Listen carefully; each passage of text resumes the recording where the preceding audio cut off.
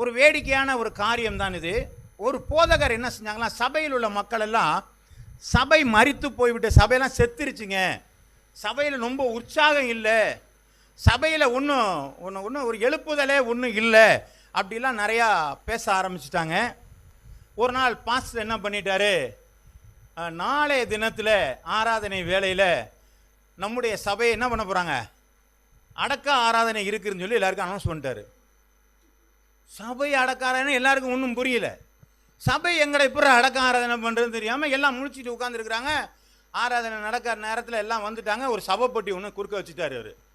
இது எல்லாருக்கும் கொஞ்சம் ஒரு மாதிரி மிரட்டலாக இருக்குது. என்ன அதை பொட்டியெல்லாம் வச்சுருக்கிறாரு, அடக்க ஆராதனைலாம் சொன்னார், நீங்கள் ஏதோ பண்ண போகிறாருன்னு சொல்லிட்டு. அதனால் கடைசி முறையாக நீங்கள் அஞ்சலி செலுத்தும்படியாக ஒவ்வொருத்தராக வந்து என்ன பண்ணுங்க, சபைக்கு நீங்கள் அஞ்சலி செலுத்த போங்க அப்படின்னு சொல்லி பெட்டியை வச்சுட்டார். முதல்ல வந்து ஒருத்தர் வந்து பார்த்தாரு, கொஞ்ச நேரம் தயங்கி நின்னார், கண்ணீரோடு வெளியில் போயிட்டார், போய் உட்காந்துட்டார். அடுத்தவங்க வந்தாங்க, அதே மாதிரி அவங்களும் கண்ணீரோடு போய் திரும்ப உட்காந்துட்டாங்க. இப்படி தொடர்ந்து வந்தவங்கெல்லாம் போய் கண்ணீரோடு உட்காந்துருந்தாங்க. அதற்கான காரணம் என்ன அப்படின்னு சொல்லி பார்த்தீங்கன்னா, அந்த பெட்டிக்குள்ளே இருந்து வேறு ஒன்றும் இல்லைங்க, ஒரு நிலை கண்ணாடி மட்டும்தான். ஆமேன். இப்போ புரியுதுங்களா எதை சொல்கிறேன்னுட்டு? உள்ளுக்குள்ளே இருக்கிறது நிலை கண்ணாடி, பார்த்த நம்முகம்தான் அதில் தெரியும். சபை என்பது தனிப்பட்ட ஒரு நபருடையதோ அல்லது ஒரு கட்டிடமோ அல்ல, அது ஒரு கூட்டத்தினுடைய ஒழுங்குதான் சபை என்பது. ஆமேன். ஆமாம், இதைத்தான் நமக்கு என்ன பண்ணுறாங்க, கர்த்தருடைய நாமம் மகிமைப்படுவதாக, சபை என்பதை ஒரு எக்லீசியா அப்படிங்கிற ஒரு காரியத்தை என்ன சொல்கிறாங்க, சொல்லப்படுகிறது. அப்படின்னா என்னங்க, எக்லீசியா என்றால் பிரித்து எடுக்கப்பட்டவருடைய கூட்டம். அப்படின்னு என்னென்னா செப்பரேட் பண்ணிட்டாங்க, மற்றவர்களோடு இணையாதபடிக்கு வெளியில் இருக்கிற ஒரு பேர் எக்லீசியா. சரி, நம்முடைய பிழையாம் தீர்க்கதரிசி பாலாக் சொல்கிறான், இந்த ஜனங்களை போய் நீ என்ன செய்ய, சபித்து விடு என்று சொல்லும் பொழுது, அப்பொழுது அவன் சொல்லுகிற ஒரு வார்த்தை என்ன சொன்னால், இவர்கள் ஜாதியோடு கலவாதவர்கள் அப்படின்னு சொல்கிறாங்க. அப்படின்னா என்ன அர்த்தம், மற்றவர்களைப் போல வாழ்க்கை இவர்களுக்கு கிடையாது, மற்றவர்களைப் போல வாழ்கிற சுபாவம் அவரிடத்துல இல்லை. ஆகவே இவர்களுடைய வாழ்வு வித்தியாசமானது என்பதற்காகத்தான் சொல்கிறான், இவர்கள் ஜாதியோடு கலவாதவர்கள் அப்படிங்கிற ஒரு வார்த்தையை சொல்கிறான். அப்போ இந்த எக்லீசியா என்கிற அந்த அர்த்தத்திற்கு பிரித்தெடுக்கப்பட்டால் என்கிற ஒரு அர்த்தமாகிறது. ஆகவே நீங்களும் நானும் யாராய் இருக்கிறோம் என்று சொன்னால், ஒரு சபையிலே நாம் இருக்கிறோம் என்று சொன்னால், நாம் பிரித்தெடுக்கப்பட்டவர்களாக இருக்கிறோம். இதுதான் அந்த வார்த்தையினுடைய ஒரு விளக்கமான ஒரு காரியம். அப்போது நீங்கள் ஒரு பைபிள் காலேஜில் நீங்கள் படிக்க போனீங்கன்னா, சபையினுடைய சரித்திரங்களை குறித்து சர்ச் ஹிஸ்ட்ரி என்று சொல்லி எடுப்பாங்க. அது ஒவ்வொரு ஸ்டேஜ்லையும் ஒவ்வொரு மாதிரி மாறும் இல்லைங்களா. சர்ச் ஹிஸ்ட்ரி அப்படிங்கும்பொழுது இந்தியன் சர்ச் ஹிஸ்ட்ரி இருப்பாங்க, சாதாரண சர்ச் ஹிஸ்ட்ரி இருப்பாங்க, வேர்ல்டு சர்ச் ஹிஸ்ட்ரி எடுப்பாங்க. இப்படி அவங்கவுங்க படிப்புக்கு ஏற்ற வகையாக சர்ச்சோடைய சரித்திரங்கள் மாறுபாடாக இருக்கிறது.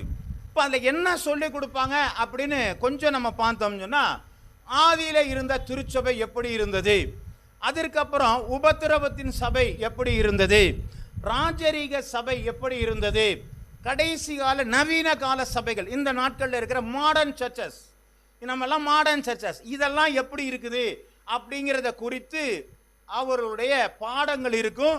இதற்கு பேர் சர்ச் ஹிஸ்ட்ரி. இது உலக பிரகாரமான ஒரு காரியம்.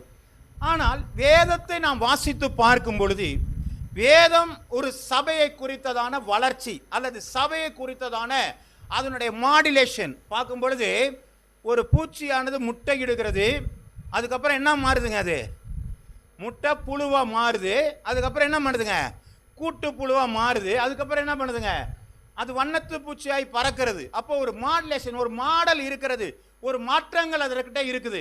இந்த மாற்றங்களை போலதான் இந்த வேதத்திலே சரித்திரங்கள் மாறிக்கொண்டு இருக்கிறது. சபையினுடைய சரித்திரம் கொஞ்சம் கொஞ்சமாக மாறுகிறது. இதை பற்றி தான் இந்த நாட்கள் என்ன செய்ய போறாங்க, தியானிக்க போகிறோம். ஆமே, கஷ்டமான ஜாலியாகவே இருப்போம். கர்த்தர் பெரிய காரியம் செய்ய நம்ம அதுக்கு தான் நம்ம போய்கிட்டு இருக்கிறோம். தலைகளை தாழ்த்தி ஜெபிப்போமா. பரிசுத்தமும் நீதி நிறைந்த நல்ல பிதாவே, நல்ல வேளைக்காய் உமக்கு நாங்கள் நன்றி செலுத்துகிறோம். நாங்கள் தியானிக்கிற வார்த்தை அது பரத்தின் வார்த்தையாக இருக்கிறதற்காக ஸ்தோத்திரம். அது எங்களோடு கூட பேசட்டும், எங்களை மாற்றட்டும், எங்களை ஆசீர்வதிக்கட்டும், எங்களை உற்சாகப்படுத்தட்டும். இந்த கரத்தில் தாழ்த்துகிறோம். பெரிய இயேசுவின் நாமத்தில் ஜெபிக்கிறேன் நல்ல பிதாவே, ஆமென். அல்லேலூயா. அப்போ இந்த வேதம் காட்டுகிற இந்த சபை எப்படி என்று சொன்ன அந்த சபை என்கிற பெயர் எப்பொழுது வந்தது அப்படின்னு பார்க்கறதுக்கு முன்னாடி இது ஆரம்பம் எங்கே அப்படின்னு பார்க்கும் பொழுது வாசிக்கலாம். யாத்திராகமம் எழுதின புஸ்தகம் 12வது அதிகாரம் 3 to 8 வசனங்களை வாசிக்கும் பொழுது, நீங்கள் இஸ்ரவேல் சபையார் யாவரையும் நோக்கி இந்த மாதம் 10ஆம் தேதியில் வீட்டு தலைவர்களை, இப்ப பார்க்கும் பொழுது ஒரு பஸ்காவினுடைய ஆரம்பத்திற்காக சபை என்கிற ஒரு காரியத்தை பார்க்கிறோம்.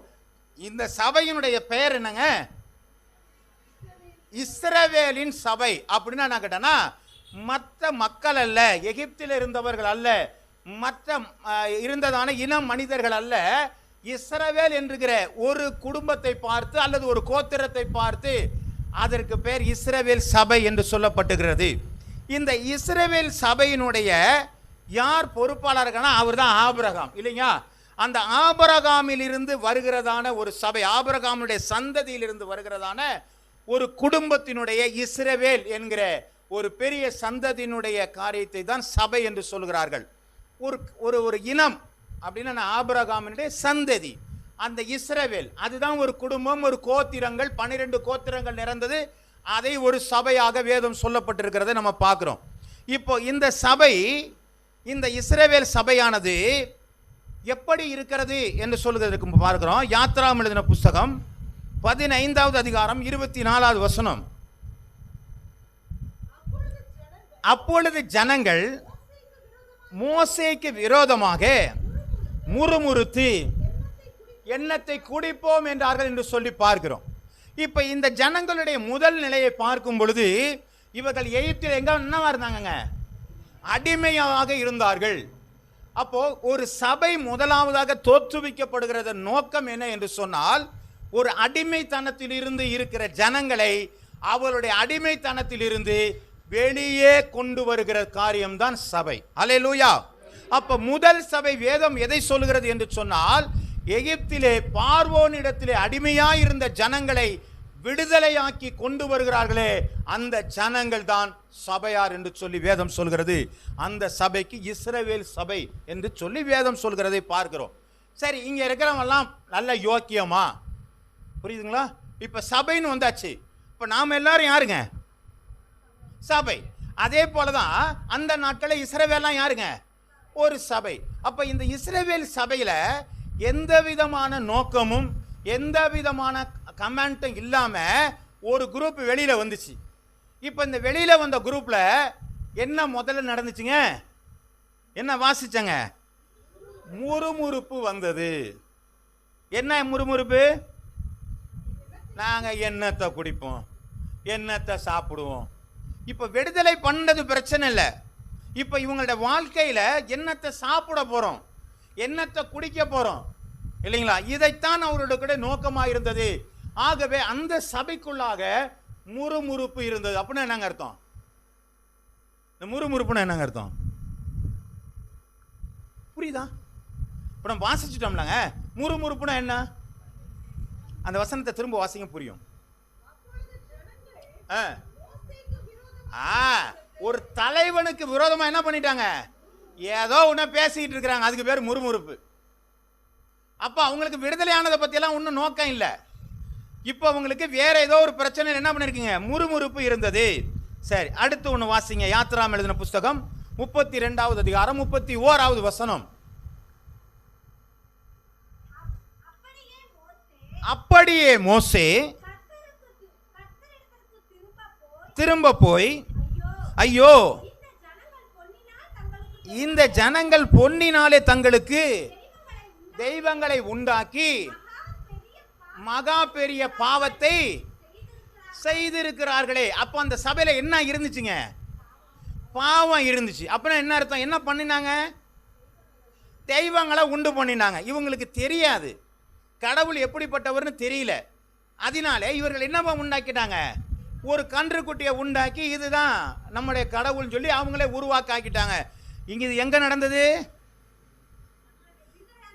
சபைக்குள்ளே நடந்தது. அந்த இஸ்ரவேல் சபையில் நடந்து. திரும்ப திரும்ப நான் ஏன் சொல்றேன்னா, ஒரு குறிப்பிட்ட சபையை மட்டும்தான் சொல்றேன். இஸ்ரவேல் அப்படிங்கிற ஒரு சபையில நடந்த காரியத்தை சொல்லிட்டு இருக்கிறேன். சரி, அடுத்த ஒரு காரியத்தை வாசிக்கலாம். லேவியராலும் எழுதின புஸ்தகம் 26வது அதிகாரம் 40வது வசனம். அவர்கள் எனக்கு விரோதமாக துரோகம் பண்ணி நடப்பித்த தங்கள் அக்கிரமத்தை எல்லாம், தங்கள் பிதாக்கள் அக்கிரமத்தை. சரி, இதுல என்ன நடந்திருக்கு நம்ம சொல்லியிருக்கிறாங்க? விரோதமாக துரோகம் பண்ணினார்கள். அப்ப அந்த சபையில என்னென்ன இருக்குன்னு சொன்னா, முறுமுறுப்பு இருக்கிறது, பாவம் இருக்கிறது, துரோகம் இருக்கிறது. இதெல்லாம் எதுக்குள்ள இருக்குங்க? சபையில் அதெல்லாம் இருக்கலாமாங்க? அவங்களுக்கு ஒண்ணுமே தெரியாதுங்க. புரியுதா? நான் சொல்றது புரியுதாங்க? அவங்களுக்கு என்ன இல்லை? கட்டளை இல்லை. அதனால அவங்க என்ன பண்ணிட்டாங்க? முறுப்பு இருக்கதான் செய்யும், பாவம் இருக்கதான் செய்யும், துரோகம் இருக்கதான் செய்யும். இப்போ இந்த இஸ்ரவேல் சபை இப்படி பாவம் செய்து முறுமுறுப்பு செய்து விரோதமான காரியங்களை செய்த இந்த சபை அடுத்த லெவலுக்கு போகுது. இப்போ இந்த சபை எப்படிப்பட்டது? அதே சபை தான், ஒரே சபை தான், அப்படியே போகுது. கொஞ்ச தூரம் போன சீனாய் மலைக்கு போயிட்டாங்க. இப்போ இந்த சீனாய் மலையில போன ஆண்டவர்கிட்ட என்ன பண்றார் மோசே?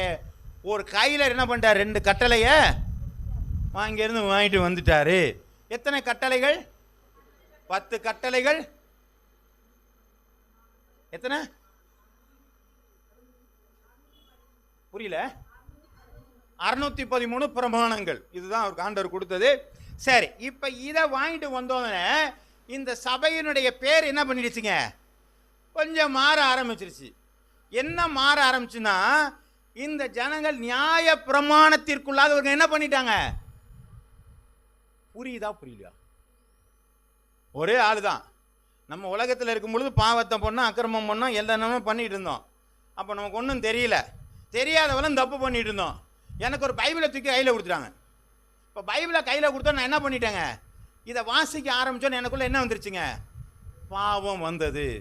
பாவம் வந்ததுன்னா பாவம் வரல, பாவம் எதுன்னு எனக்கு புரிய ஆரம்பிச்சிருச்சு. அப்போ பாவம் எனக்கு புரிய ஆரம்பித்த பிறகு காரணமே என் கையில் இருக்கிற வேதாகமம். இதுதான் இவங்களுக்கு எந்த பிரமாணமும் இல்லாததினாலே இந்த ஜனங்கள் முதலாவது பாவம் செய்தார்கள்.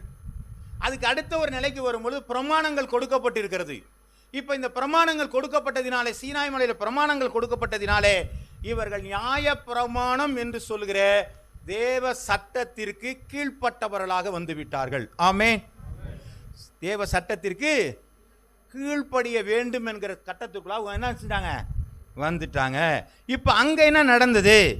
யாத்ராம் எழுதின புஸ்தகம் 20வது அதிகாரம் 1 to 2 வசனங்கள் வரை.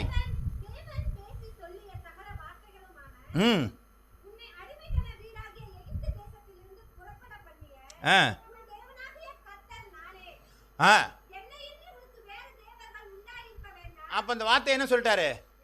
ஆமா, உனக்கு தேவனை வேண்டாங்கிற ஒரு வார்த்தையை சொல்லிட்டார். இதுதான் நியாயப்பிரமாணத்தின் முதல் காரியம். என்ன எல்லாமே வேற தேவனை வணங்காதியான்னு சொல்லி அவனுக்கு ஒரு பிரமாணத்தை கொடுக்க ஆரம்பிச்சிட்டார்.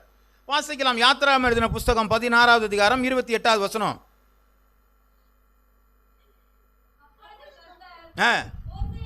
மோசேயை நோக்கி, என் கட்டளைகளையும் என் கை கொள்ள எந்த மட்டும் மனதில்லாது இருப்பீர்கள். அப்ப இவங்க கட்டளை கொடுத்திருந்தாலும் இவங்க என்ன செய்யலங்க? கடைபிடிக்க கீழ்ப்படிய உங்களுக்கு என்ன இல்லைங்க? மனசே இல்லை. அப்படின்னு என்ன? தான் தோன்றித்தனமா தெரிய வேண்டுங்கிற நினைப்பு இருக்கு. ஆமென். அதனாலதான் என்ன பண்ணிட்டாங்க? தங்களுக்கு என்னென்ன இஷ்டமான காரியங்களோ பிரமாணங்கள் இருந்தாலும் அதற்கு மீறிய காரியங்களும் இவங்க என்ன செஞ்சிருக்காங்க? செய்து கொண்டு இருந்தார்கள். பைபிள் அப்படித்தான் போட்டிருக்குது. ஆமென். சரி, வாசிக்கலாமா? 1 சாமுவேலுக்கு எழுதின அது வாசிக்கலாம். உங்கள் கூடாரங்களிலே வாசிங்க. உபாகமம் இந்த 1:26. உபாகம் 1:26-27. அப்படி இருந்தும் நீங்கள் போக மாட்டோம் என்று உங்கள் தேவனாகிய கட்டளைக்கு விரோதமாக எதிர்த்து. அப்ப இந்த இடத்துல என்ன நடக்கிறாங்க? பிரமாணங்கள் வந்தாலும் இவங்க என்ன பண்றாங்க? எதிர்த்து நிக்கிறாங்க. உங்கள் கூடாரங்களில் முறுமுறுத்து கர்த்தர் நம்மை வெறுத்து. அப்ப கர்த்தர் வெறுக்கிற அளவிற்கு நியாயப்பிரமாணத்தினுடைய சபைகளிலே இருந்த ஜனங்கள் செயல்கள் இருந்தன. ஆமென். புரியுதுங்களாங்க? சரி, 1 சாமுவேலுக்கு எழுதின புஸ்தகம் 8வது அதிகாரம் 7வது வசனம். அப்பொழுது கர்த்தர் சாமுவேலை நோக்கி, ஜனங்கள் உன்னிடத்தில் சொல்லிய எல்லாவற்றிலும் சொல்லை கேள், அவர்கள் உன்னை தள்ளவில்லை, நான் அவர்களை ஆளாதபடிக்கு என்னைத்தான் தள்ளினார்கள். இப்போ ஆண்டவரே என்ன பண்ணிட்டாங்க? ஒதுக்கி வச்சுட்டாங்க. இவங்க யாருங்க? நியாயப்பிரமாணத்தினுடைய ஜனங்கள். இஸ்ரவேல் ஜனங்களுடைய அடிமைத்தனத்திலிருந்து விடுதலையாக்கி கொண்டு வந்து பாலும் தேனும் ஓடுகிற தேசத்திற்கு கொண்டு போக ஆண்டவர் சித்தம் கொண்டவர்களை அழைச்சிட்டு போகும் பொழுது அவங்க சாப்பிட்றதுக்கான மன்னாவை கொடுத்தாரு, குடிக்கிறதுக்கான தண்ணியை கொடுத்தாரு. ஆனால் இதெல்லாம் பத்தாதுங்க, எங்களுக்கு நான்வெஜ் வேணும்னு கேட்டவனுக்கு காடையை கொடுத்தாரு. துணி கிழிஞ்சு போகலை, செருப்பு என்ன பண்ணலைங்க, பழசா போகலை. இவ்வளவு காரியத்தை செய்திருந்தும் இந்த ஜனங்கள் கர்த்தரை விலக்கி வைத்தார்கள். ஆமென். யார் இவங்க? நியாயப்பிரமாணத்தின் ஜனங்கள். ஆகவே இந்த நியாயப்பிரமாணத்திற்கேற்ற ஜனங்கள் இப்படி மாறும் பொழுது நியாயப்பிரமாணத்திற்கேற்ற தண்டனைகளும் அவங்களுக்கு வந்து கொண்டிருந்தது. ஆமென். பார்த்துருக்கீங்களா? அதை கோரேக்கின் புத்திரர்கள் எழும்பி வரும் பொழுது என்ன பண்ணுதுங்க? பூமி பிளந்தவர்களை உள்ளே கொண்டு போனது என்று சொல்லி பார்க்கிறோம். ஆமென். அப்போ யாரெல்லாம் ஆரோனுக்கு விரோதமாக என்ன சொல்கிறாங்க, மீரியாம் வரும் பொழுது குஷ்டம் வந்தது என்று சொல்லி பார்க்கிறோம். யாரெல்லாம் எதிர்த்து வர்றாங்களோ, யாரெல்லாம் முறுமுறுக்கிறாங்களோ, யாரெல்லாம் பிரச்சனை நடக்குதோ, அப்படியெல்லாம் ஆண்டவருக்கு விரோதமாக எழும்பும் பொழுது அந்த நியாயப்பிரமாணத்தின்படியாக ஆசீர்வாதத்தையும் தருகிறார், அந்த நியாயப்பிரமாணத்தின்படியும் தண்டனை தந்து கொண்டிருக்கிறார். ஹல்லேலூயா, ஹல்லேலூயா, ஸ்தோத்திரம். வாசிங்க, இன்னொரு வசனத்தை கூட எடுத்து வாசிக்கலாம். 1 சாமுவேலுக்கு எழுதின, அது பார்த்துட்டோம். என்னாகமம் 26:61. என்னாகமம் 26:61.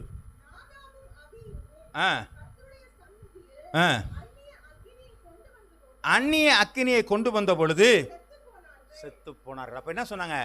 ஆண்டவருடைய பரிசுத்த அக்கினி இல்லாதபடிக்கு அந்நிய அக்கினி, புற மக்களிடத்தில் இருக்கிற அந்த அக்கினியை கொண்டு வந்ததினால்தாக இவர் என்ன பண்ணாங்க? செத்து போனார்கள் என்று சொல்லி பார்க்கிறோம். தண்டனையும் வந்தது என்று சொல்லி நாம பார்க்கிறோம். எரேமியா 2வது அதிகாரம் 7 - 8 வசனங்கள் வரை, செழிப்பான தேசத்தின் கனியையும் நன்மையும் சாப்பிடும்படிக்கு நான் உங்களை அவ்விடத்திலிருந்து அழைத்து கொண்டு வந்தேன். எப்படி, எதுக்காக அழைச்சிட்டு வந்தாருங்க? செழிப்பான கனியையும் நன்மையையும். ஆமா, நீ நல்லதை சாப்பிடும்படிக்காதான் கொண்டு வந்தாரு. ஆனாலும் நீங்கள் அதில் பிரவேசித்த பொழுது என் தேசத்தை நீங்க என்ன பண்ணிட்டீங்க? அருவருப்பாக்கினீர்கள். அப்ப என்ன பண்ணாங்க? தீட்டுப்படுத்தி அருவருப்பானார்கள் என்று சொல்லி பார்க்கிறோம். ஆண்டவர் சொல்றா, தீட்டானதை கொண்டு வராதன்னு சொன்னா பொன் பாலத்தையும் பாபிலோனிய சால்வையும் கொண்டு கூடாரத்துக்கு என்ன பண்ணியிருக்கிறாங்க? மறைத்து வைத்திருக்கிறதை பார்க்கிறோம். அந்த தீட்டான காரியத்தின் மூலமாக ஒரு பட்டணத்தை பிடிக்க முடியாதபடிக்கு இஸ்ரவேல் தோற்று போனார்கள் என்று சொல்லி பார்க்கிறோம். அப்ப தோல்விக்கான காரணம் என்ன என்று சொன்னால், ஆண்டவருக்கு விரோதமாக மீறுதலான காரியங்கள், அருவருப்பான காரியங்கள், தீட்டான காரியங்கள், ஆண்டவருக்கு பிடிக்காத காரியங்களை அவர்கள் செய்ததினாலே அவர்கள் அந்த இடத்துல என்ன பண்ணாங்க? செத்து போனார்கள் அல்லது தண்டனைக்குள்ளாக போனார்கள் என்று சொல்லி பார்க்கிறோம். ஹல்லேலூயா. பாருங்க, பாவம் அறியாத அல்லது சட்டங்கள் தெரியாத ஒரு நிலையில தவறு செய்யும் பொழுது ஆண்டவர் அதை பொருட்டா எடுக்கல, அப்படியே தான் அழைச்சிட்டு வந்தாரு. நியாயப்பிரமாணத்தை கொடுக்கும் பொழுதுதான் அவர்கள் அதை மீறும் பொழுது அவர்களுக்கு தண்டனை கொடுக்கப்பட்டிருக்கிறது. இதைத்தான் இந்த வேத வசனத்தில் வாசிக்கிறோம். ஆமென். 2 காரியங்கள் புரிஞ்சுச்சா? முதல் சபை என்னவா சபை? இஸ்ரவேல் சபை. அவங்களுக்கு எந்த சட்டமும் கொடுக்கப்படல, அப்படியே விடுதலையாக்கி கொண்டு வந்துட்டாங்க. எங்க வந்துட்டாங்க? சீனாய் மலை வரலாம், அவங்க பாட்டு வந்துட்டாங்க, அவங்களுக்கு ஒன்றும் கொடுக்கல. அதுக்கப்புறம் அடுத்த சபையினுடைய பேர் என்னங்க? நியாயப்பிரமாண சபை. இவங்களுக்கு என்ன இருந்துச்சு? சட்டம் இருந்தது. அந்த சட்டத்தை சரியாய் நிறைவேற்றாதனால அவங்களுக்கு என்னவும் இருந்துச்சுங்க? தண்டனையும் இருந்தது. சரி, இப்போ அடுத்த ஒரு காரியத்துக்கு வரப்போகிறோம். இந்த சபை எப்படிப்பட்ட சபை? இப்படியே உங்களை விட்டா ஒருத்தனும் வீணா போயிடுவாங்க. இவனுடைய பாவங்களை மன்னிக்கிறதற்காக ஒரு காரியம் செய்ய வேண்டும் என்று சொல்லி பரிசுத்தமான ஒரு சபையை ஆண்டவர் உருவாக்குகிறார். இது யார் உண்டாக்கனா? மனுஷனால உண்டாக்க முடியாது. ஏனென்று சொன்னால் மனிதன் பாவத்திற்குள்ளாக இருந்தபடினால் ஒரு பரிசுத்த சபை தேவையாக இருக்கிறது. அதற்கு என்ன பண்ணுங்க? அந்த சபையானது இயேசு கிறிஸ்துவின் சரீரமாகிய சபையாக இருக்கிறது. இதுல என்னங்க நடக்குதுன்னு சொன்னா, ஒருத்தன் பாவம் தெரியாம இருந்தான், அடுத்து நியாயப்பிரமாணம் அவனுக்கு தெரிய வந்துச்சு. அப்ப என்ன பண்ணிட்டாங்க? முதல் காரியம், அடிமைத்தனத்திலிருந்து அவங்க என்ன செஞ்சாங்க? விடுதலை அடைந்தார்கள். அடுத்தது பாவம் என்ன என்பதை அறிந்து பாவம் அல்லாத காரியத்திலிருந்து விடுதலை அடைந்தார்கள். இப்பொழுது முழு உலகமும் பாவத்தின் அடிமைத்தனத்தில் இருந்து அவங்க என்ன பண்ணுறாங்க? முதல்ல இருந்தது பார்வனுடைய அடிமைத்தனம். இந்த பரிசுத்த சபை என்கிறது பாவத்தினுடைய அடிமைத்தனத்திலிருந்து ஒரு விளக்குகிறது. இது எப்படி நடக்கிறது? இதற்கு யார் பொறுப்பாளர் என்று சொன்னால் ஆண்டவராகிய இயேசு கிறிஸ்து. அல்லேலூயா. அப்போ பழைய ஏற்பாட்டு காலத்தில் 2 நிலை காணப்பட்டது. ஒன்று நியாயப்பிரமாணம் இல்லாத ஒரு நிலை, அடுத்து நியாயப்பிரமாணங்கள் கொடுக்கப்பட்ட ஒரு நிலை. இதுதான் இந்த 2 சபைகள். இந்த 2 சபைகளும் பழைய ஏற்பாட்டோடு இருந்தது. புதிய சபைகள் எப்படி இருக்கிறது என்று சொன்னால், இந்த பாவங்களுக்காக ஒட்டுமொத்த தீர்வையும் கொண்டு வரப்பட்டது. அந்த தீர்வை கொடுத்தவர் ஆண்டவராகிய இயேசு கிறிஸ்து. ஆமென். அப்ப வாசிக்கலாம். மத்தேயு எழுதின புத்தகம் 1வது அதிகாரம் 21வது வசனம். அவர் ஒரு குமாரனை பெறுவாள், அவருக்கு இயேசு என்று பெயரிடுவாயாக, ஏனெனில் அவர் தமது ஜனங்களின் பாவங்களை நீக்கி அவர்களை ரட்சிக்கிறார். அப்போ ஒரு புதிய சபை ஒன்று புதிய ஏற்பாட்டில் உண்டாகிறது. ஆண்டவர் சொல்கிறார், இது என்னுடைய புதிய உடன்படிக்கை என்று சொல்லி ஆண்டவர் திருவிருந்தில் சொல்லப்படுகிறத பார்க்கிறோம். ஆகவே இந்த புதிய உடன்படிக்கையினுடைய சபை அல்லது இயேசு கிறிஸ்துவினுடைய பரிசுத்த சபை என்கிற ஒரு காரியம் பாவ அடிமைத்தனத்திலிருந்து மொத்தமாக விலக்கக்கூடியது. இதுக்கு யார் பொறுப்பாளர் என்று சொன்னால் ஆண்டவராகிய இயேசு கிறிஸ்து. அவர் தமது ஜனங்களின் பாவங்களை நீக்குகிறவராய் இருக்கிறார் என்று சொல்லி இந்த வேதங்களை வாசிக்கிறோம். அதுதான் பார்த்தோம்.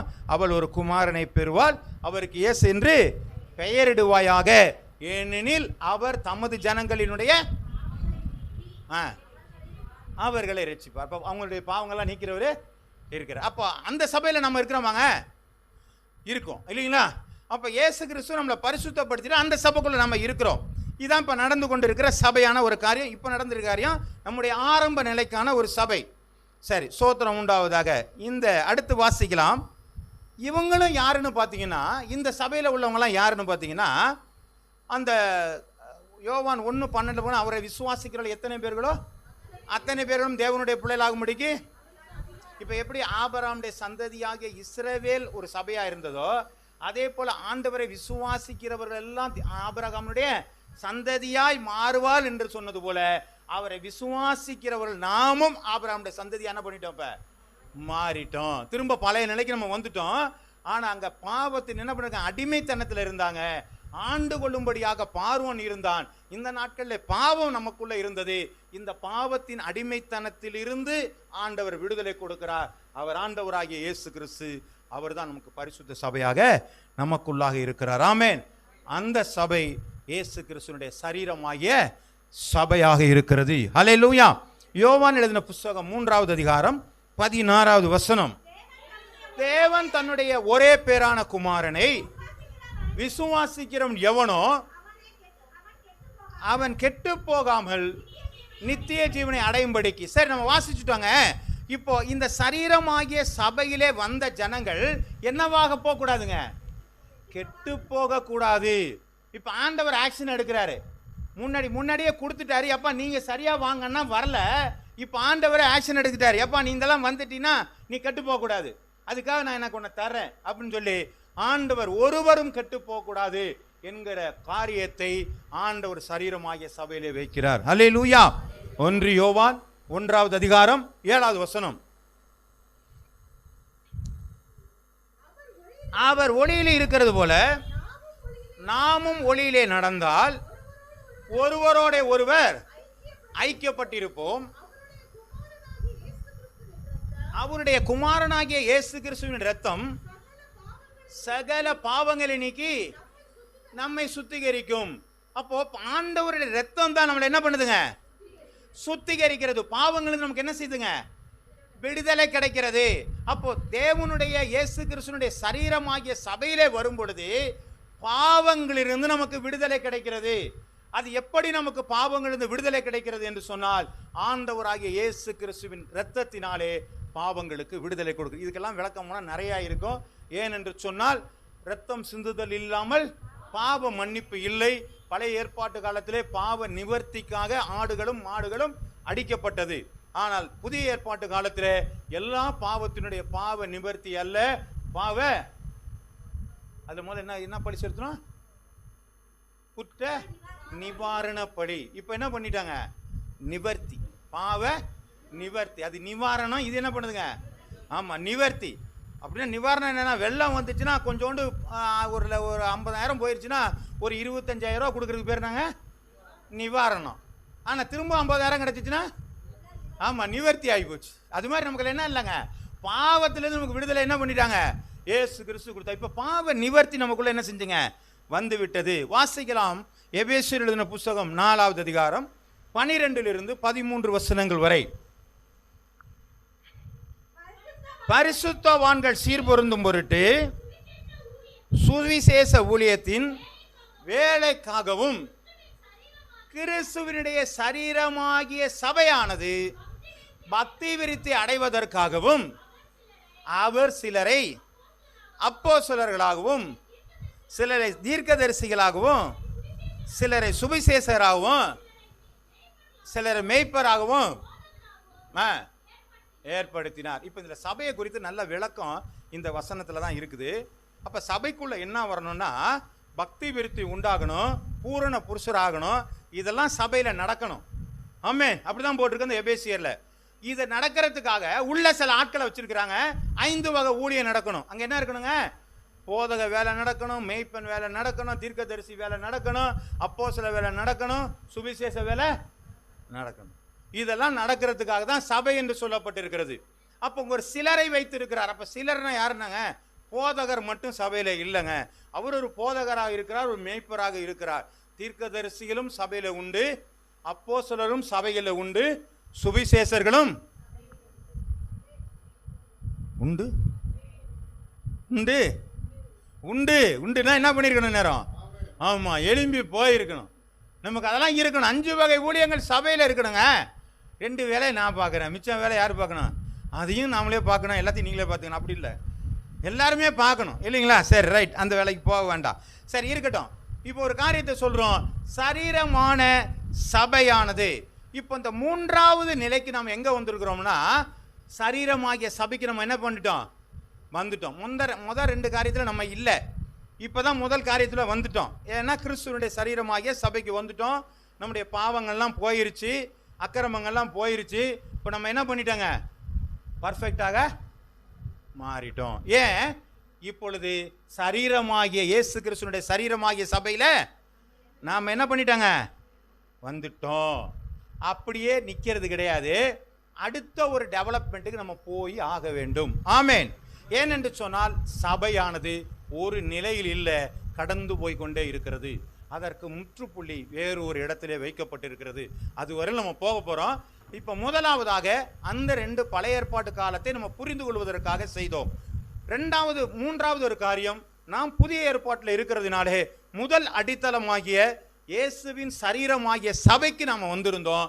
அதில் நமக்கு பாவ மன்னிப்பினுடைய நிச்சயம் வந்தது, பரிசுத்த ஆவியானவர் நமக்கு வந்தார், நல்ல ஊழியங்கள் இருந்தது, நல்ல செயல்பாடுகள் இருந்தது. இதெல்லாம் சரீரமாகிய சபையில் இருந்தது. ஆமே. சரி, இந்த சபை அப்படியே நிற்குமானா இல்லை, இது அடுத்த குரோத்துக்கு போகணும். அது என்னங்க அப்படின்னு சொன்னா, இந்த சபையில் வந்தவங்கெல்லாம் விசுவாசியாய் வந்தவர்கள். ஆமேன்.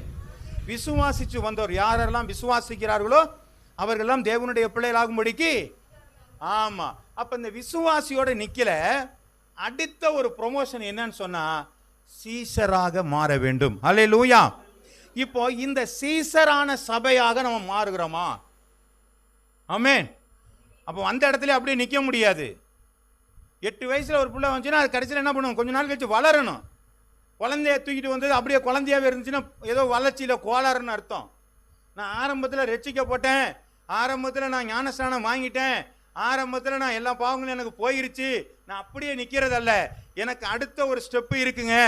8 வயசில் புள்ள நடக்கலைன்னா டாக்டர்கிட்ட தூக்கிட்டு போயிடுவாங்க. ஏன்? எங்கள் புள்ள ஏதோ நடக்க மாட்டேங்குதுங்க, எங்கள் பிள்ளை சரியாக சாப்பிட மாட்டேங்குதுங்க, புள்ள ஒன்றும் குண்டு ஆக மாட்டேங்குதுங்க, இலைச்சே இருக்குதுங்க, ஏதாவது சத்து மாத்திரை கொடுப்பீங்களா? டாக்டருக்கே அட்வைஸ் பண்ணுவோம். கேட்டது இல்லையா? என் பிள்ளை ரொம்ப பலவீனமாக இருக்கு, என்ன கேட்பாங்க? கேட்டிருக்கீங்களா இல்லையாங்க? ஆமாம், டாக்டர் போய் நான் சத்து மாத்திரை கொடுங்கண்ணா. அவருக்கு தெரியாது, ஆனால் நம்மளே சொல்லிவிடுவோம், என் பிள்ளைக்கு நல்ல ஒரு சத்து மாத்திரையாக கொடுத்து விடுங்கன்னு சொல்லி நம்ம டாக்டர் எல்லாம் பார்ப்போம். சார் ரைட், அதெல்லாம் பார்த்ததுலாம் ரைட்டு. அப்போ என்ன பண்ணுவோம்? இப்போ ஏதோ ஒரு வளர்ச்சியில் குறை இருந்துச்சுன்னா மாற்றுவதற்காக பிரயாசப்படுகிறோம். இப்பொழுது நாம் விசுவாசத்தினுடைய சபையில் இருந்த நாம் சீசத்துவ சபைக்குள்ளாக, ஒரு மகிமையின் சபைக்குள்ளாக நாம் போக போகிறோம். இப்போ இந்த மகிமையின் சபையினுடைய என்ன காரியங்கள் இருந்ததுன்னா, இந்த காரியத்தில் ஆண்டவருடைய சரீரமாகிய சபையிலே பாவங்கள் இருக்கும். ஆமேன். அந்த பாவங்களுக்கு பரிகாரம் அங்கேயே இருக்கும். ஆமேன். இது நியாய பிரமாணத்தை போன்றது. அல்லேலூயா. இப்ப அடுத்த மகிமையின் சபை எப்படி இருக்கிறது என்று சொன்னால், இதனுடைய ப்ரமோஷன், அங்கே இந்த பரிசுத்தத்தினுடைய விளைவுதான் மகிமையினுடைய சபையாக மாறுகிறது. அது என்ன என்று சொன்னால், இப்போ நமக்குள்ள என்ன இருக்காதுங்க? பாவம் இருக்கிறது மட்டும் இல்லைங்க, பாவ சிந்தனை இருக்கக்கூடாது. ஆமேன், ஆமேன், ஆமேன். அப்ப முதல்ல புதிய ஏற்பாட்டு சபையில முதல்ல நம்ம உள்ள நுழைஞ்சோன்னே நமக்குள்ள கொஞ்சம் அப்படி இப்படி தான் இருப்போம், கொஞ்சம் நெருக்கமாக தான் இருக்கு, சரியா கூட வர முடியாது, சரியா பண்ண முடியாது. ஆனால் ஆண்டவரோடு கூட உடன்படிக்கை பண்ணி நான் ஆண்டவருடைய சரீரமாகிய சபையில அங்கத்தினர் ஆனதுக்கு அப்புறம் நான் ஆண்டவருடைய விசுவாசியாய் மாறுவதற்கு சீசராக மாறிவிடுகிறேன். அப்ப சீசராய் மாறும் பொழுது நான் பூரண புருஷராகும்படிக்கு என்னுடைய வளர்ச்சி காணப்படுகிறது. என்னுடைய வளர்ச்சி அது மகிமையின் சபையாக மாறுகிறது, சீசத்துவ சபையாக மாறுகிறது, இயேசுவை போல மாற ஆரம்பிக்கிறது, தேவனுக்கு பரிசுத்தமாய் மாற ஆரம்பிக்கிறது, தேவ சிந்தை அதற்குள்ளாக வர ஆரம்பிக்கிறது, தேவனுடைய சாயல் அதுக்குள்ளே மாற ஆரம்பிக்கிறது. அல்லேலூயா. இந்த இடத்துக்கு நம்ம வரணும். இது வரலன்னா இப்போ கொஞ்சம் நகர்த்திட்டு அந்த இடத்துக்கு வருவோம். அந்த இடம் எப்படி இருக்கிறது பாருங்க. அப்போஸ்தலர் புத்தகம் 1வது அதிகாரம் 8வது வசனம். பரிசுத்த ஆவி உங்களிடத்திலே வரும் பொழுது நீங்கள் பலனடைந்து சமாரியாவிலும் கடைசி பரிந்தும். இப்போ நீங்க சீசத்துவ அனுபவத்தில் வந்தீங்கன்னா, சரீரமாகிய சபையில விசுவாசி இருந்த ஆட்கள் இப்ப சீசுவத்துவ நிலைக்கு நீங்க வருவதா இருந்தால், முதலில் நமக்கு தேவையான ஒன்று சாட்சி. நம்மளை பத்தி பக்கத்து வீட்டுக்காரன் என்ன சொல்லலான்னு கேட்கணும். நம்ம ஒழுங்கா கிறிஸ்தவனா இருக்கிறோமா இல்லையாங்கிற யார் சொல்லிடுவாங்க? நண்பர்கள் சொல்லுவாங்க, பக்கத்தில் இருக்கவங்க சொல்லிடுவாங்க. அப்போ முதல்ல நமக்குள்ள ஒரு சாட்சி தேவை. அதுக்கு தான் ஆண்டவர் பரிசுத்த ஆவியானவரை நமக்கு கொடுத்திருக்கிறார். ஆமென், ஆமென். பத்தலியே, ஆமென். அப்போ நம்முடைய சீசராக மாற வேண்டும். நான் இதுவரையிலும் விசுவாசியாக இருந்தேன், இப்போ நான் சீசராக நான் மாறுகிறேனே, ஆனால் எனக்குள்ளே ஒரு மாற்றம் உண்டாகிறது. அந்த மாற்றம் உலகிலே இருக்கிற ஜனங்களுக்கு நான் சாட்சியாய் மாறிக்கொண்டிருக்கிறேன். அல்லேலூயா. இந்த மகிமைக்கு நம்ம போகணும், இந்த சாட்சிக்கு நம்ம போகணும். சரி, வாசிக்கலாம். 2 கொரிந்தியர் 5வது அதிகாரம் 17வது வசனம். இப்படி இருக்க ஒருவன் கிறிஸ்துவுக்குள் இருந்தால் புது சிருஷ்டியாய் இருக்கிறான், பழையவைகள் ஒளிஞ்சு போயின, எல்லாம் புதிதாயின. இப்போ இந்த சபைக்குள்ள வந்துட்டோம் சொன்னா என்கிட்ட என்ன இருக்கக்கூடாதுங்க? ஆமா, அந்த முதல்ல சபையில இருந்த மாதிரி எல்லாம் நம்மளால இப்ப என்ன செய்ய முடியாதுங்க, இருக்க கூடாது. ஏனென்று சொன்னா, நான் முன்ன மாதிரி இருந்தேன்னா இப்ப என்ன பண்ணிருப்பேன் தெரியுமா? அப்ப இன்னது எந்த காரியம் இருக்குதுங்க? பழைய காரியம் இன்னும் நமக்குள்ள ஒட்டிக்கிட்டு இருக்குன்னு அர்த்தம். என்கிட்ட பழைய காரியம் ஒண்ணுமே இருக்கக்கூடாது, பழைய சிந்தை ஒண்ணுமே இருக்கக்கூடாது, பழைய நடக்க ஒண்ணுமே இருக்கக்கூடாது, பழைய பழக்க வழக்கம் ஒண்ணு இருக்கக்கூடாது. அப்படி நான் மாறுவேனே ஆனால் நான் விசுவாசத்தில் இருந்து இப்ப என்ன பண்ணிட்டேங்க, சீசராக தேவ சாயலான மகிமையினுடைய சபைக்குள்ளாக நான் பிரவேசிக்கிறேன். ஆமேன். இப்போ அடுத்த நிலைமை அங்கதாங்க நம்ம கொண்டு வரணும். ஆமேன். அப்போ முதல்ல நான் சாட்சியா இருக்கணும். 2வது காரியம், பழைய காரியங்கள் என்னிடத்துல என்ன இருக்கக்கூடாதுங்க, இருக்கக்கூடாது. அடுத்து வாசிக்கிறோம். அப்போஸ்தலர் எழுதின புஸ்தகம் 8வது அதிகாரம் 4வது வசனம். அப்போஸ்தலர் 8:4. சிதறி போனவர்கள் எங்கும் திரிந்து சுவிசேஷ வசனத்தை பிரசங்கித்தார்கள். அப்ப என்ன பண்ணணுங்க? மகிமையினுடைய சபையான ஜனங்கள் ஆண்டவரிலிருந்து விடுதலையாகி விசுவாசிகளாய் இல்லாதபடிக்கு சீசராய் மாறினவர்கள் சுவிசேஷம் அறிவித்து ஆக வேண்டும். ஆமென். சிதறி போனவங்க எங்க என்ன பண்ணாங்க? ஏங்க நான் சுவிசேஷத்தை அறிவிக்கிறான் எனக்கு ஐயோ. ஏன்னா ஆண்டோடைய பிரதான கட்டளை என்னன்னு சொன்னா, நீங்க புறப்பட்டு போய் சகல ஜாதிகளுக்கும் சீசராக்குங்க. அப்போ உங்களுக்கு சுவிசேஷத்தை அறிவிங்க அப்படின்னு சொல்லியிருக்கிறாரு. நான் யாருக்குமே சுவிசேஷத்தை அறிவிக்க மாட்டேங்க, எனக்கு ஒன்றுமே தெரியாது, நான் எப்படி சொல்கிறேனே தெரியாது. ரைட்டுங்களா? உண்மை. நிறைய பேருக்கு என்ன சொன்னேன், இது எப்படிங்க பைபிளில் உள்ளதெல்லாம் நான் எப்படிங்க சொல்கிறது, அதெல்லாம் என்னால் சொல்ல முடியாதுங்க. Right, welcome. அப்படி சொல்ல முடியலன்னா ஒன்றும் பிரச்சனை இல்லை. உங்கள் வாழ்க்கையில் இயேசுநாதர் என்ன பண்ணினார்னு தெரியுமா தெரியாதா? ஆமேன். அதை சொல்லலாமா இல்லையாங்க? அதுதானுங்க நல்ல சாட்சி, அதானுங்க நற்செய்தி. என்னுடைய ஆண்டவர் எனக்கு நன்மை செய்திருக்கிறார், அந்த ஆண்டவர் உனக்கு நன்மை செய்வார். இதுதான் சுவிசேஷம். ஆமென். அப்போ எனக்கு நன்மை கிடைச்சது சொல்லலாமா சொல்லக்கூடாதாங்க? அப்போ எல்லாத்துக்குமே நம்ம சொல்றோம்ல, இது எங்க கிடைக்குது, இது இங்கே கிடைக்குது, கொஞ்சம் சீப்பா கிடைக்குது, எல்லாத்துக்கும் நம்ம சொல்ற பொழுது எனக்கு கிடைத்த நன்மையை ஆண்டவர் எனக்கு இந்த நன்மை செய்தார் என்று சொல்லி நான் ஏன் சொல்லவில்லை? நான் சீசனானால் நான் நிச்சயமாக சொல்லுவேன். நான் மகிமையுள்ள சபையினுடைய அங்கத்தினராக இருந்தால் நான் நிச்சயமாக மற்றவர்களுக்கு நான் அடைந்த நன்மைகளை மற்றவருக்கு சொல்லியே ஆவேன். இதுதான் சீசனுடைய அடையாளம். என்னால் இருக்க முடியாதுங்க.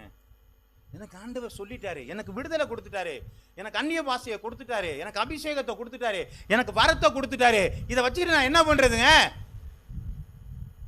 யாருக்காவது நான் கொடுக்கணும், குறையாது, திரும்ப திரும்ப பெருகும். நீங்க ஒரு வசனத்தை ஒரு ஆளுக்கு சொன்னா ஞாபகம் இருக்காது, திரும்ப போய் பைபிளை படிக்கணும். 2வது முறை அதே சொன்னா வச்சுங்க, 3 முறை சொன்னா என்னங்க, வசனம் ஞாபகத்தில் வந்துடும், எங்க இருக்குங்கிறது ஞாபகம் வந்துடும். அப்புறம் என்னங்க அடிக்கடி சொன்னா என்னங்க? சொல்லலாமா சொல்லக்கூடாதாங்க? சொல்லி ஆகணும், சொல்லி ஆகணும். அதுதான் சீசத்துவத்தினுடைய அடையாளமே. ஏனென்று சொன்னால் சீசர்கள் சிதறி போயிருக்கிறாங்க. சிதறி போன கஷ்டத்தெல்லாம் சிதறனா ஒன்றும் ரொம்ப தன்னால் மைக்ரேஷன் ஆகலை. அவங்க அப்படியே இடம் மாறி போகும் பொழுது உபத்திரவத்தின் மத்தியில தான் வெளியில போனாங்க.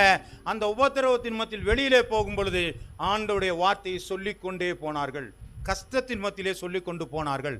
சிதறடிக்கப்பட்ட ஜனங்கள் எங்கும் திரிந்து எவ்வளவு காரியம் செஞ்சிருக்காங்க. எங்கும் திரிந்து என்ன செஞ்சிருக்காங்க? சுவிசேஷ வசனத்தை எங்கும் போய் சுவிசேஷ வசனத்தை. இதை தான் நான் திரும்ப சொல்றேன்.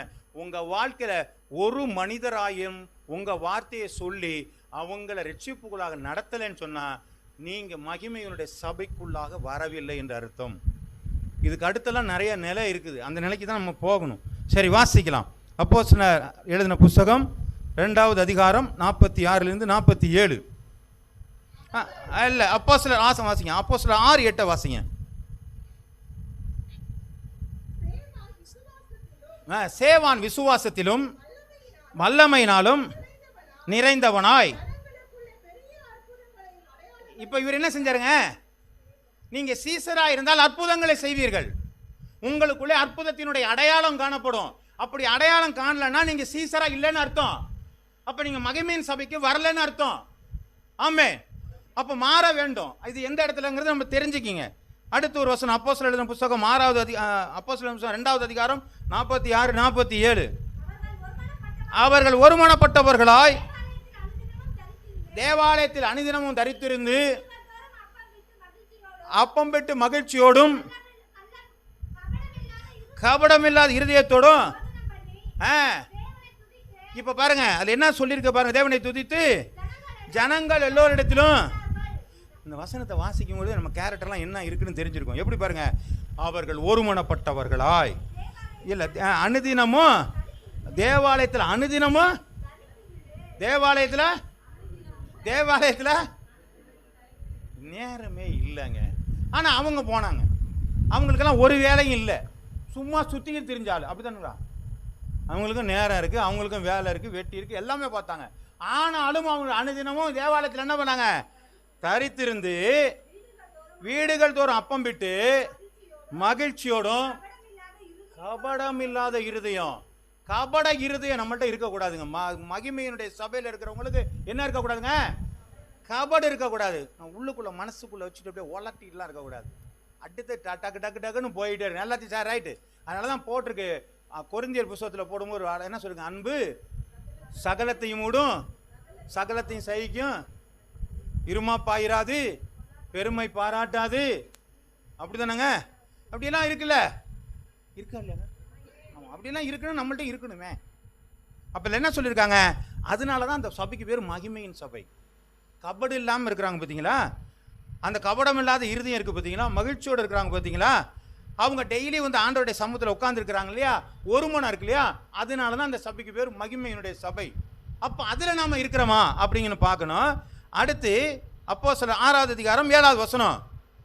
இப்படி அந்த சபை இருக்குமானால் தேவ வசனம் என்ன ஆகுதுங்க? விருத்தி அடைய ஆரம்பிக்கிறது. அப்போ வசனம் விருத்தி அடையணும். மகிமையினுடைய சபை இருக்குமானால், அதில் நாம் இருப்போமானால் என்ன உண்டாகணுங்க? விருத்தி அடையணும். சரி, பெருகிற்று. அப்ப என்ன நடக்கணுங்க? சீசர்களுடைய தொகை அப்படிதானே? அப்ப என்ன பண்ணிருக்கணும்? என்ன பண்ணிருக்கணுங்க? என்னுடைய வேத வசனம் விருத்தி அடைஞ்சு நிறைய பேரை என்ன பண்ணிருக்கணுங்க? சபைக்குள்ளாக கொண்டு வந்திருக்கணும். அப்படி வந்தாதான் சீசன். அப்படி கொண்டு வந்தாதான் அது மகிமையினுடைய சபையினுடைய அடையாளமாக இருக்கிறது. வாசிக்கலாம். 2 கொரிந்தியர் கொலோசையர் 1:27 வாசிங்க. கொலோசையர் 1:27. புற ஜாதிக்குள்ளே விளங்கின இந்த ரகசியத்தில் உள்ள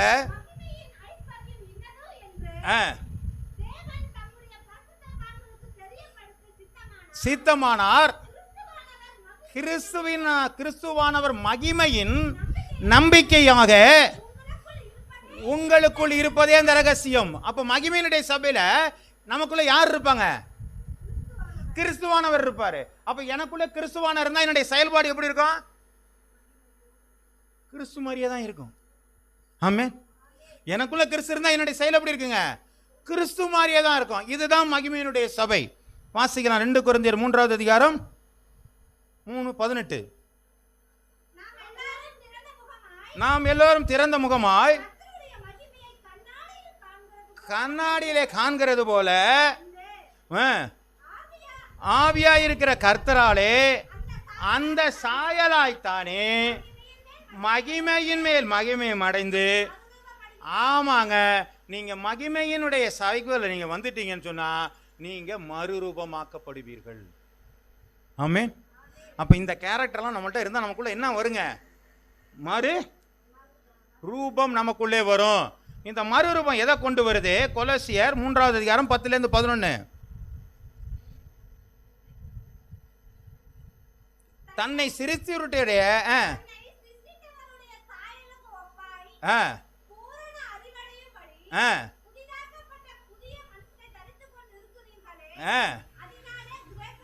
அதனாலே கிரேக்கர் என்றும் யூதன் என்றும் இல்லை, விருத்த சேதனம் உள்ளவன் என்றும் இல்லை, விருத்த சேதனம் இல்லாதவனும் இல்லை, புதஜாதியன் இல்லைன்னு இல்லை, இல்லை அடிமை என்றும் சுயான் என்றும் இல்லை, கிறிஸ்துவே எல்லோரிலும் எல்லாமா இருக்கிறார். அப்போ பாருங்க, நீங்க மறுரூபமானீர்கள்னா நீங்க சிருஷ்டித்த சாயலுக்கு ஒப்பாய் நீங்கள் பூரிய அடைமடிமடிக்கு புதிய மனுஷனாக மாறிடுவோம். புதிய மனுஷனாக என்ன பண்ணுவாங்க?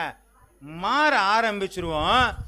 நமக்குள்ளே எல்லாவற்றிலும் எல்லாமாக ஆண்டவர் இருக்க ஆரம்பிப்பார். ஆமென். இப்படி அந்த மறுரூபம் நமக்குள்ள வந்துருச்சுன்னு சொன்னா ஆண்டவருடைய வருகையில் நாம் என்ன செய்வாங்க? எடுத்துக்கொள்ளப்படுவோம். அப்போ உலகத்தில் நாம் வாழும் பொழுது பழைய ஏற்பாட்டு காலையில் ஒரு சபை இருந்தது. அது அடிமைத்தனத்தில் இருந்த ஜனங்கள் பாவம் செய்தார்கள். அதற்கு பின்பதாக நியாயப்பிரமாண காலம் வந்தது. அங்கேயும் ஆண்டவர்கள் பாவம் செய்தார்கள். தண்டனையும் வந்தது, ஆசீர்வாதம் வந்தது என்று சொல்லி பார்க்கிறோம். அதை தாண்டி நாம் இப்பொழுது புதிய ஏற்பாட்டு சபையில் இருக்கிறபடினாலே நாம் ஆண்டவரை அறியாத பொழுது பாவம் செய்தோம். ஆண்டவருக்குள்ளே வரும் பொழுது நாம் பரிசுத்தமாக்கப்பட்டிருக்கிறோம்.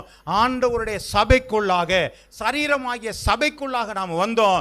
ஆனால் அதை தொடர்ந்து என்னுடைய வளர்ச்சி அதிகமாக மாறுகிறது, என்னுடைய சாயல் மாறுகிறது, என்னுடைய பேச்சு மாறுகிறது, என்னுடைய சிந்தை மாற ஆரம்பிக்கிறது, என்னுடைய சுபாவம் மாற ஆரம்பிக்கிறது.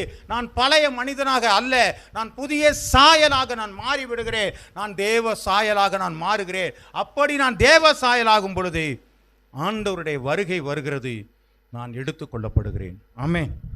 அப்போ சும்மா சபைக்கு வந்தால் எடுத்துக்கொள்ள முடியாது. நீங்கள் மகிமையின் சபையின் அங்கத்தினராக இருந்தால் மட்டுமே நீங்கள் நித்திய ராஜ்யத்திற்குள் பிரவேசிக்க முடியும். இந்த சபை இப்படியே உலகத்தோடு போகிறது இல்லைங்க. இந்த சபை சொன்னிருக்கேன், ஒரு கூட்டம்னு சொன்னேன் இல்லைங்களா? இந்த கூட்டம் இங்கிருந்த தாண்டி இன்னொரு இடத்துக்கு போகுது. அந்த சபை எங்கே இருக்குன்னா பரலோகத்தில் இருக்குது. அந்த சபையினுடைய பேர் என்னன்னா நித்திய சபை. அந்த சபையில் ஒன்றும் மாற்றமே இருக்காது, அங்கெல்லாம் சாபமும் இருக்காது, ஒன்றும் இருக்காது. அந்த சபையில் இருக்கிற ஒன்றே ஒன்று என்னன்னு வாசிக்கலாம், வாசிங்க. இது நம்மளை எங்கே கொண்டு போகுதுன்னு சொன்னால் பாவ உலகத்தினுடைய காரியத்திலிருந்து விடுதலை ஆகிறது. அப்போ பாவமாகி இந்த உலகத்திலிருந்து விடுதலை ஆகி நித்தியமான ஒரு சந்தோஷமான ஆசீர்வாதமான ஒரு இடத்திற்கு நம்மளை கொண்டு போகிறது. வாசிக்கிறோம் வெளிப்படுத்தல் எழுதின புஸ்தகம் 7வது அதிகாரம் 14வது வசனம். அதற்கு நான், ஆண்டவரே ஆண்டவரே இது உமக்கு தெரியும் என்றேன். அதற்கு அப்பொழுது அவன், இவர்கள் மிகுந்த உபத்திரவத்தில் அப்போ யாருங்க இந்த உபத்திரம் எங்கே வந்துச்சுங்க? அந்த மகிமையினுடைய சபையில் இருக்கும் பொழுது, நான் ஆண்டவராக வாழும் பொழுது எனக்கு நிறைய உபத்திரம் வந்திருக்குது. அதுதான் அந்த காரியத்தை தான் என்ன சொல்றாங்க, இவங்க உபத்திரவத்திலிருந்து வந்தவர், என் நிமித்தம் துன்பப்படுகிறவர்கள் பாக்கியவான்கள். அப்போ ஆண்டவருடைய மகிமையின் சபையில் உபத்திரப்படுகிற பொழுது சொல்றாங்க, இவங்க உபத்திரப்பட்டு வந்தவர்கள், இவர்கள் தங்கள் அங்கிகளை ஆட்டுக்குட்டியானுடைய இரத்தத்திலே தோய்த்து வெளுத்தவர். ஒரு அடையாளம் காணப்படுதுங்க. இவங்கெல்லாம் ஆண்டவருக்குன்னு உலகத்தில் உபத்திரவப்பட்டு சாட்சியா தேவ சாயலா கஷ்டப்பட்டு வந்தவங்கப்பா இவங்க. ஆமென். எங்க வருது பாருங்க சாட்சி, பரலோகத்தில் வருது சாட்சி. ஆமென். வெளிப்படுத்தின விசேஷம் 21வது அதிகாரம் 9வது வசனம்.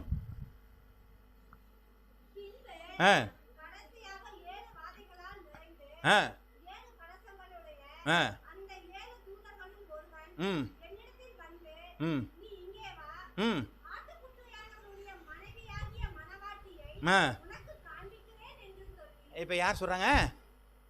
மணவாட்டியை காண்பிக்கிறேன்னு சொல்றாங்க. இப்ப மணவாட்டி தெரியுதுங்களா? இதுதான் மணவாட்டி சபை. ஆமே. அப்ப இந்த மணவாட்டி சபை எங்க இருக்குங்க? பரலோகத்தில் இருக்குது. அப்ப இந்த மணவாட்டி சபையின மாறுவதற்கு எங்க வேலை? உலகத்தில் இருக்கும்போது மகிமையின் சபையில வந்திருக்கணும். நம்ம ஆரம்பத்தில் வேணா சரீரமாகிய சபையில இருந்திருக்கலாம்.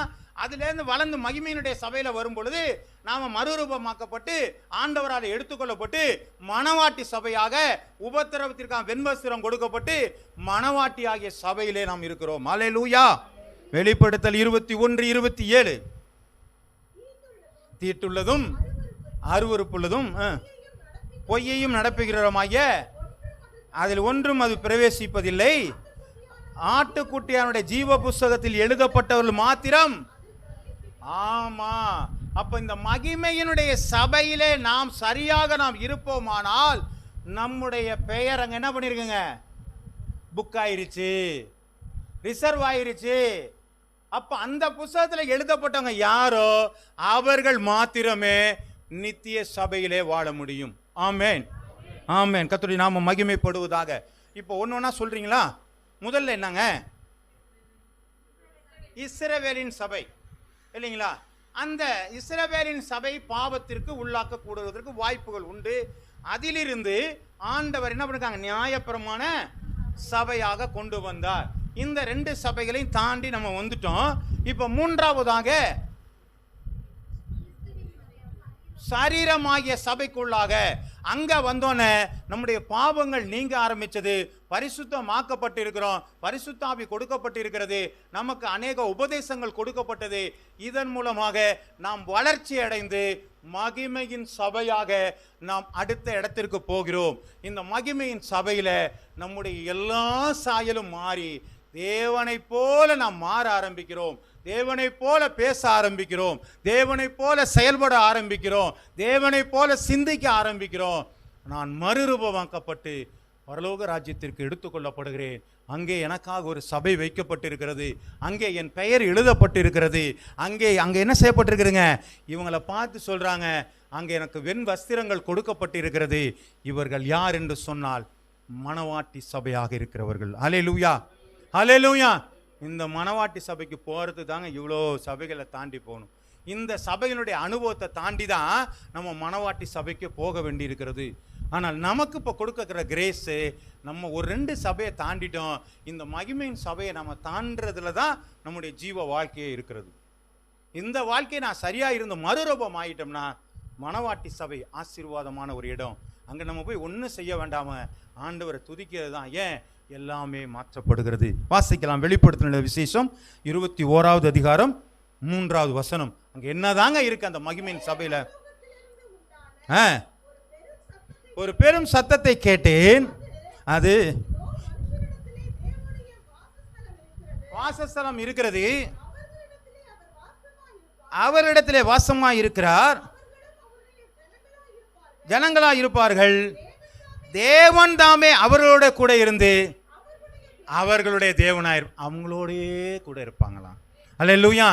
நம்ம யாரோட கூட இருப்பாங்க? தேவனோடே கூட இருப்பாங்க. அவரும் நம்மளோட கூட இருப்பாருங்க. இதுதாங்க அந்த ஏதேன் தோட்டத்தில் நடந்த காரியம். அந்த ஏதேன் தோட்டத்தில் நடந்த பாபம் தான் இத்தனை சபைகளை தாண்டி நாம் மறுரூபமாக்கப்படுகிற சூழ்நிலைக்கு நாம் கட்டாயம் தள்ளப்பட்டிருக்கிறோம். ஆமே, நாம் எத்தனையோ பாவங்களை செஞ்சிருக்கலாங்க. நமக்கு பரிசுத்தமான ஒரு சரீரமாகிய சபையில் வந்து எல்லா மாற்றத்தையும் தெரிந்து கொள்ளும்படியாகவும் வேத வசனத்தின் மூலமாக நாம் மகிமையின் மேல் மகிமை அடையவும் நமக்கு ஆண்டவர் வாய்ப்புகளை கொடுத்துருக்கிறாருங்க. நமக்கு கொடுக்கப்பட்ட காலம் நாளைக்கு வரலாம் இருப்போமா, நாளன்னைக்கு வரலாம் இருப்போமா, இன்னும் ஒரு வார காலம் இருப்போமா தெரியாதுங்க. ஆனால் கொடுக்கப்பட்ட காலத்தில் ஆண்டவரை நான் மகிமையாக நான் வாழ்ந்துடுறேன் ஆண்டவரை, நான் மகிமையாக நான் வாழ்ந்துடுறேன் ஆண்டவரை, உங்களுடைய சாயலாக நான் மாறிடுறேன் ஆண்டவரை, எப்படியாயிலும் ஆண்டவரை உங்களுடைய மனவாட்டி சபையை நான் மாற்றும் என்று சொல்லி இந்த இருதயம் நமக்கு இருந்தால் போதுங்க, உங்களை ஆண்டவர் அந்த இடத்திற்கு கொண்டு போக வல்லவராக இருக்கிறார். ஆமேன். இப்போ சபைக்கு வருகிறது வெறுமனை அல்ல. இன்றைக்கி சபையில் உலகத்தில் நிறையா பேர் போட்டிருக்கலாங்க, நிறைய சபையினுடைய பேர் போட்டிருக்கலாம். ஐபிஆர் போட்டிருக்கலாம், ஏஜி போட்டிருக்கலாம், சிஎஸ்ஐ போட்டிருக்கலாம், மெர்சிஆர் சர்ச் போட்டிருக்கலாம், ஆர்சி போட்டிருக்கலாம், எல்லாம் போட்டிருக்கலாங்க. ஆனால் இந்த சபைகளை தாண்டி நான் மகிமையை மேல் மகிமையான ஒரு காரியத்திற்குள் போகாதபடிக்கு நான் மணவாட்டி சபையினுடைய நித்திய அந்த சபைக்குள்ளாக என்னால் பிரவேசிக்க முடியாது. ஆமே, சிந்திப்போம். ஆண்டவர் நமக்கு உதவி செய்வார். தலைகளை தாழ்த்துவோமா?